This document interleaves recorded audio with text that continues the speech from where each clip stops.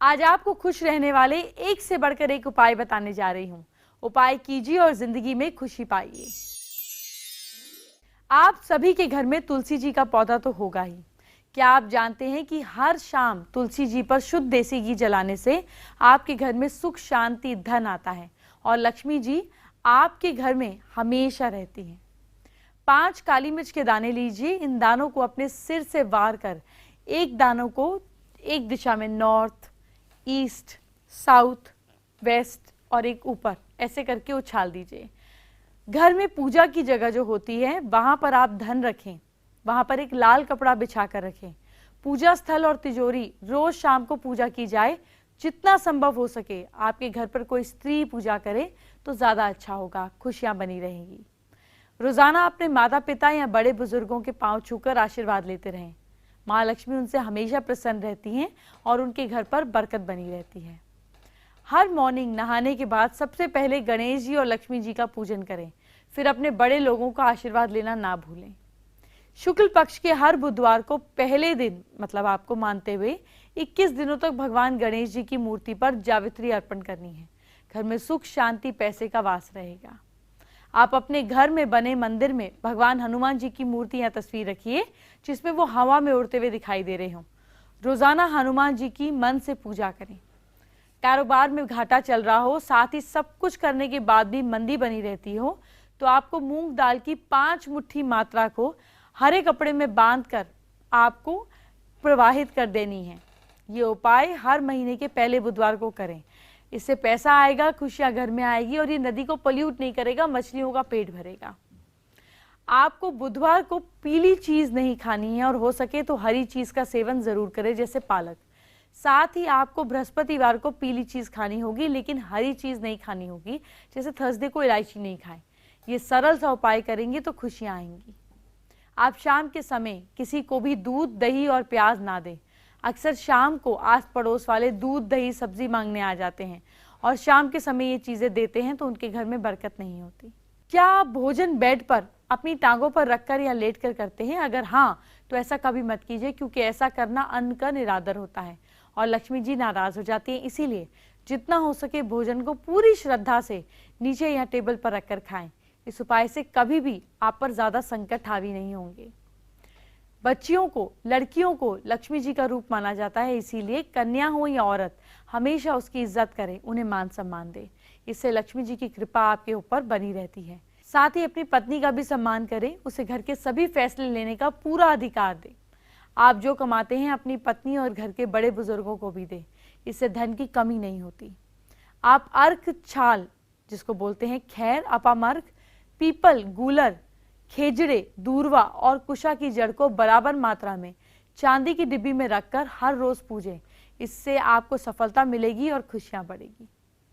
घर में मकड़ी के जाले होना, रात को किचन में गंदे बर्तन रखना, घर में रखी चीजों पर धूल मिट्टी रहने देना, हर चीज बिखरे रहने देना, घर में टूटे शीशे, टूटी फूटी चीजें घर में रखे रहने देना, बरकत कम होती है। आपको घर और दुकान की सफाई का ध्यान रखना है। ऐसा माना जाता है कि अगर आप घर के मुखिया हैं और आप अपने घर को हमेशा धन और सुख से भरे रखना चाहते हैं तो रात के समय सफेद चीज का सेवन नहीं करें, जैसे दूध, दही, चावल, फ्राइड चीजें। फ्राइडे के दिन 125 ग्राम मिश्री और सफेद कपड़े में आप चावल बांधकर अपनी गलतियों की माफी मांगते हुए, धन के स्थायी वास की कामना करते हुए जरूरतमंद को दान करें। जैसे जैसे दिन बीतेंगे आपका लाभ भी बढ़ता जाएगा, बिजनेस अच्छा होगा, पैसे आने के रास्ते खुलेंगे, जीवन में सुख सुविधाएं आएंगी। देखिए, सैटरडे के दिन पीपल का एक ताजा पत्ता लीजिए, उसे गंगा जल से धोकर शुद्ध कर लीजिए। पत्ते के बीच में अपनी रिंग फिंगर का उपयोग करते हुए हल्दी और दही का पेस्ट से ह्रीम लिखें। इसके बाद इस पत्ते की पूजा कीजिए, अपने बटुए में रख लीजिए। अगर ऐसा हर शनिवार को किया जाए कभी भी धन की कमी नहीं होगी। पुराने पत्ते को किसी अच्छी जगह पर मंदिर में या पीपल के पेड़ के नीचे रख दीजिएगा। झाड़ू को घर के मेन दरवाजे के सामने रखना है, उसके ऊपर से गुजरना नहीं है, खड़े करके नहीं रखना है, पैर नहीं लगना है, नहीं तो खुशियां कम होंगी। झाड़ू को हमारे घर की साफ सफाई के लिए भागीदार माना जाता है और साफ जगह पर ही लक्ष्मी जी का वास होता है। इसीलिए हमेशा झाड़ू को किसी सही स्थान पर लगाकर लेटा कर ही रखें। कभी भी पैसे को पांव मत लगाओ। साथ ही पैसे को ऐसी जगह मत रखो जहां गंदगी हो, इससे भी खुशियां आपके घर से दूर हो जाएंगी। अभी आपकी खुशियों के बहुत से उपाय बताने हैं। आपकी खुशियां बनी रहेंगी, क्योंकि हर खुशी रहेगी तो जिंदगी जीने का मजा आएगा। अगर मंदिर जाते हैं तो सुबह सुबह जाएं और अपने समय के पाबंद में रहें, डिसिप्लिन में रहें। समय के पाबंद रहेंगे तो भगवान भी आपकी भक्ति से खुश होकर जल्दी ही आपकी मनोकामना पूरी कर देंगे। घर के पूजा के स्थान पर एक अखंड ज्योति जलाएं, उसे बिल्कुल भी बुझने न दें, कम से कम कोशिश करें। और समय समय पर घी की बाती डालते रहें। रोज अपने मस्तक पर केसर चंदन का तिलक लगाकर ही घर से बाहर निकलें। रोज सुबह उठकर नहा धोकर हल्दी, कुमकुम, गौमूत्र, गोबर मिलाकर कलश जैसे आकारों की घर के द्वार पर रंगोली बनाकर पूजा करें। भगवान से विनती करें कि आपके घर परिवार की बुरी शक्तियों से रक्षा करें। आपकी खुशियों को नजर नहीं लगेगी। घर के मेन दरवाजे पर नीम, आम, अशोक आदि के पत्तों को धागे में बांधकर चौखट पर लटकाने से भी सारी खुशियां आती हैं। ऐसा किसी भी शुभ काम पर, जैसे हवन, शादी पर, कोई भी शुभ कार्य के समय किया जा सकता है। सफेद रंग का संगमरमर बहुत पवित्र होता है, इसीलिए इसे केवल मंदिरों में लगवाना चाहिए। इसको घर में रहने वाले लोगों के कमरे में बिल्कुल नहीं लगवाना चाहिए। जितने भी शुभ कार्य होते हैं, जैसे भूमि पूजन, वास्तु शांति, गृह प्रवेश, ये सारे काम ज्यादातर मंगलवार और शनिवार को करने चाहिए। इससे खुशियां बनी रहती हैं। शाम के समय चींटियों को आटा डालें। सुबह जल्दी उठकर स्नान करने के बाद अपनी नाभि पर खुशबू वाला तेल लगाएं। शुक्रवार के दिन माता लक्ष्मी के मंदिर में जाकर इत्र अर्पित करें। उस दिन प्रसाद में गुड़ चने बांटें। रोज सुबह अपने घर के मटके, जिसका आप पानी पीते हैं या जिसमें आप पानी रखते हैं, गंगा जल की कुछ बूंदें डालें। रोजाना सुबह और शाम 1 घंटे गायत्री मंत्र का कैसेट घर में चलाएं। फिर कुछ देर के लिए खुद भी बोलें। ऐसा करने से वातावरण शुद्ध हो जाता है, परेशानियां काफी हद तक दूर हो जाती हैं। हफ्ते में एक बार सैटरडे के दिन सभी घर वाले मिलकर सुंदरकांड का पाठ जरूर करें। रोज सुबह नहाने के बाद 3 तुलसी के पत्ते चबाएं और फिर कोई और चीज खाएं। वैसे तो हमेशा ही दान करना चाहिए, लेकिन शनिवार को किसी अपाहिज को भोजन जरूर कराएं, वस्त्र दान करें। ऐसा करने से बहुत लाभ होता है।